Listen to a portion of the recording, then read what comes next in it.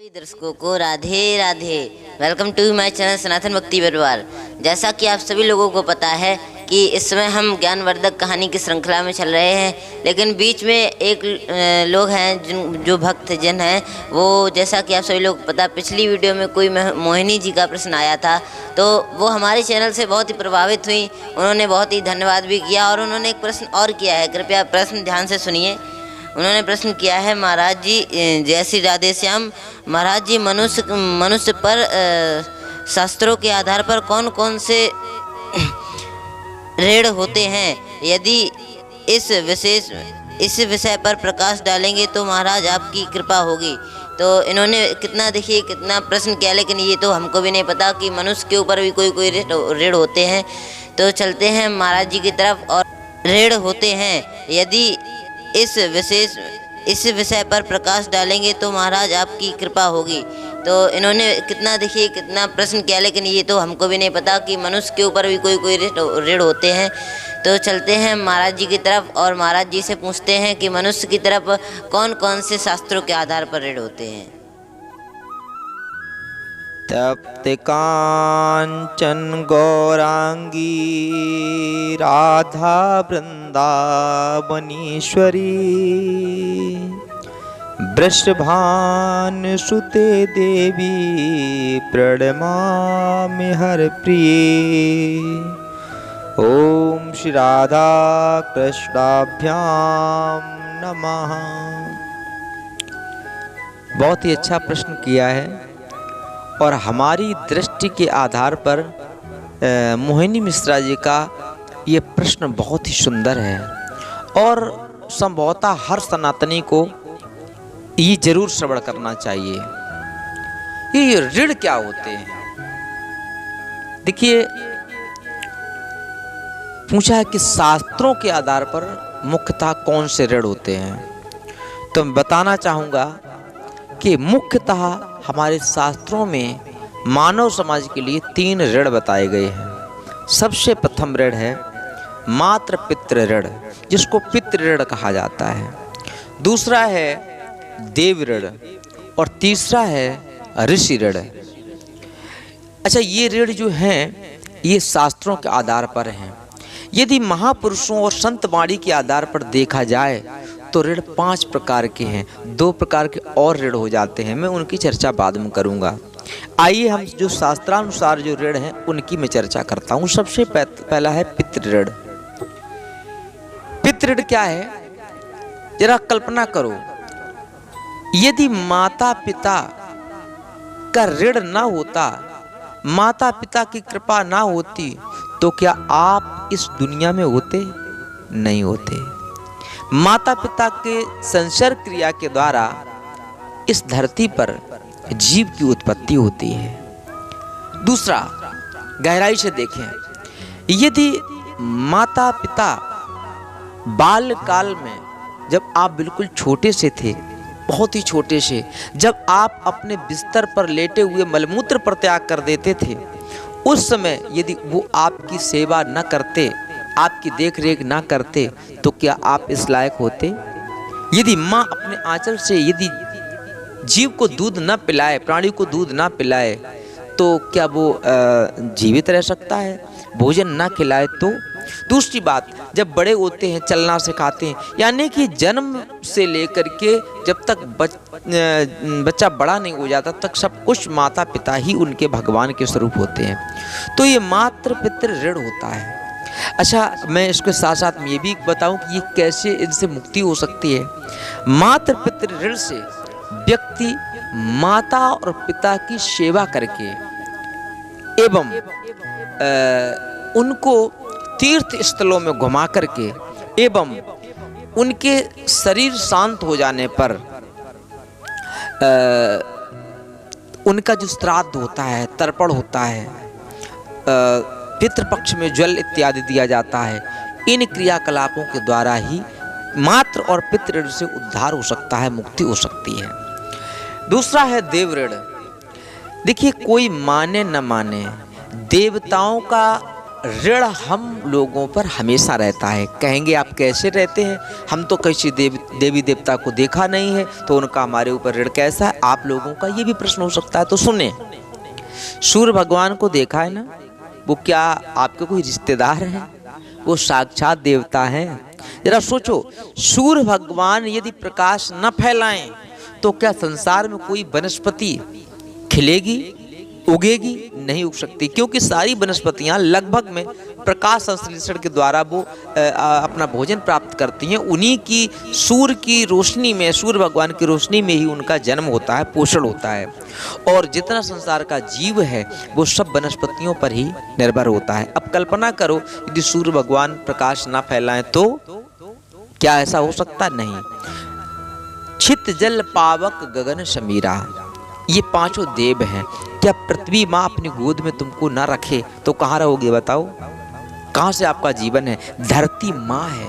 आपने देखा भी होगा, जब सुना भी होगा, जब श्री राम जी का अवतार हुआ उसके पूर्व जब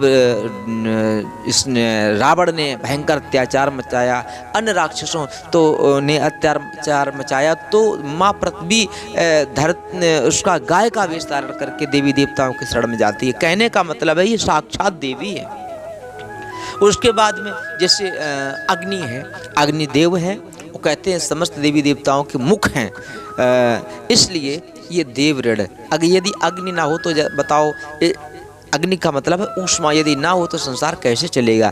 कभी नहीं चल सकता। वायु जो पवन देव हैं, जरा सोचो, आप नित्य प्रति जाने कितनी ऑक्सीजन लेते हो, पल पल पे श्वास लेते हो। कहते हैं 1 मिनट में हम लोग लगभग 19 बार श्वास लेते हैं। मैंने पिछले वीडियो में बताया भी था, आप लिंक डिस्क्रिप्शन डलवाएंगे, उसको देखना। 1 मिनट में लगभग 19 बार श्वास लेते हैं।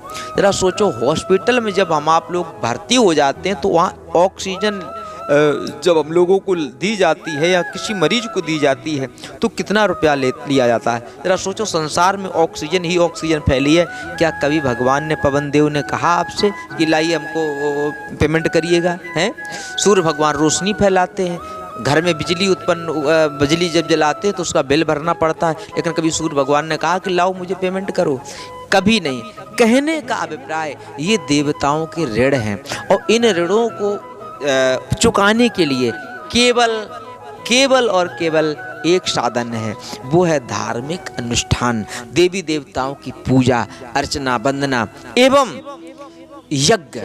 जैसे हवन होता है, हम लोग करते ओम सूर्याय नमः, ओम चंद्राय नमः, ओम प्रतिभ्यो नमः, जो भी देवी देवता, ओम शनैश्चराय नमः, जो भी जिसकी आहुति देते हैं जिस देवी देवता की, तो हवन में लगभग में सभी आहुतियाँ दी जाती हैं। तो इस प्रकार से हम लोग अपने देव ऋण से मुक्त हो सकते हैं। अगला है ऋषि ऋण। ऋषि ऋण क्या है? ऋषि मुनियों की कृपा से आज हम आप लोग इस संसार में चलना सीख पाए हैं।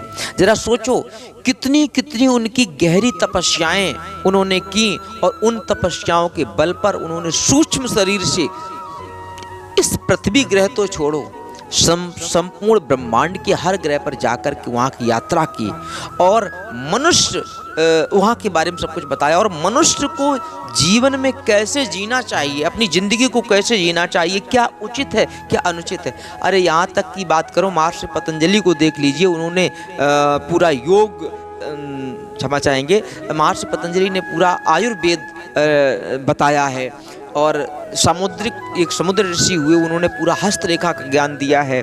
तो कहने का मतलब है ऋषियों की बहुत बड़ी तपस्या का फल है जो हम लोग जीवन जीना और सब कुछ समझते हैं। अब ऋषियों की ऋण के लिए हम लोग क्या करें?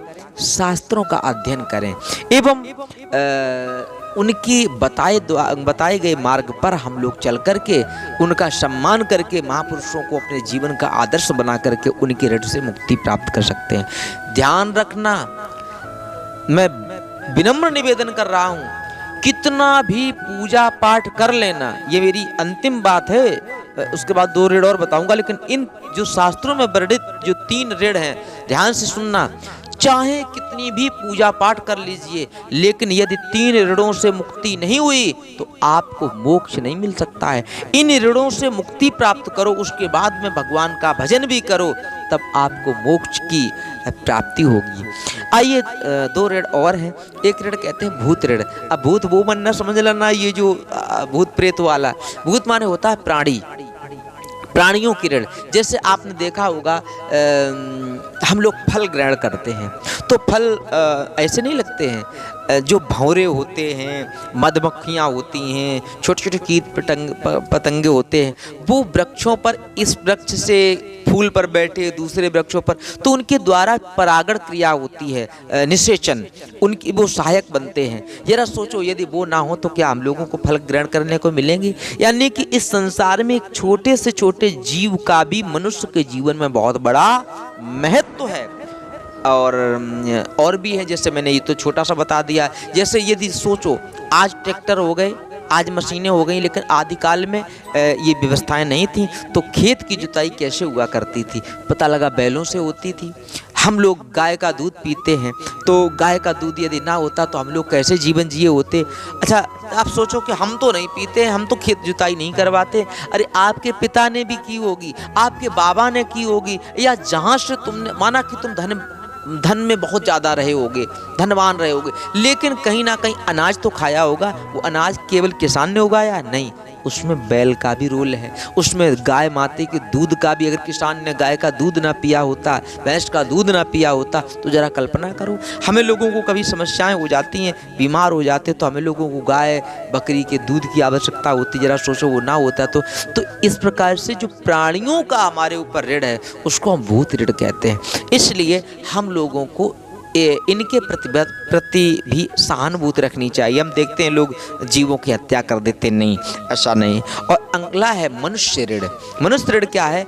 जरूरी नहीं कि आपके माता पिता ने ही आपको सब कुछ दिया हो। जैसे माता पिता आपके किसान हैं अथवा कोई व्यापारी है, माना कि कपड़े की व्यापारी है, तो जरा सोचो आपके जीवन में केवल कपड़ों की ही आवश्यकता है क्या?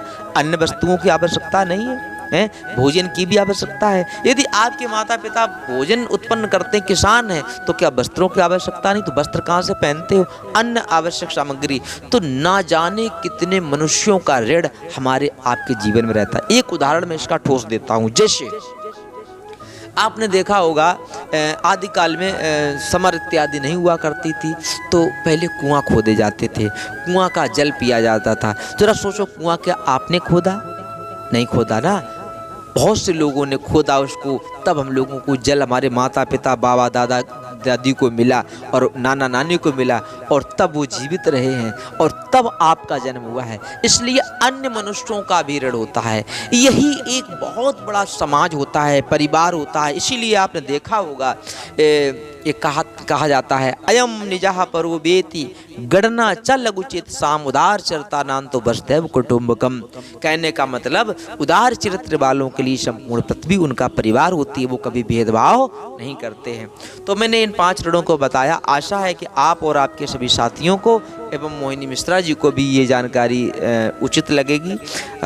फिर मिलते हैं नेक्स्ट वीडियो में। राधे राधे।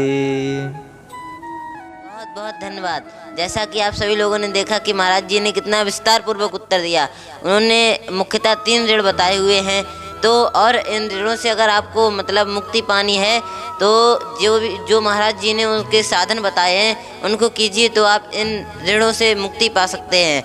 तो हमें लगता है कि आपको ये वीडियो अच्छी लगी होगी। ये वीडियो अगर अच्छी लगी हो तो हमारे सनातन भक्ति परिवार चैनल को सब्सक्राइब करें। इस वीडियो को लाइक, कमेंट, शेयर करना ना भूलें। जय श्री राधे, जय श्री कृष्णा।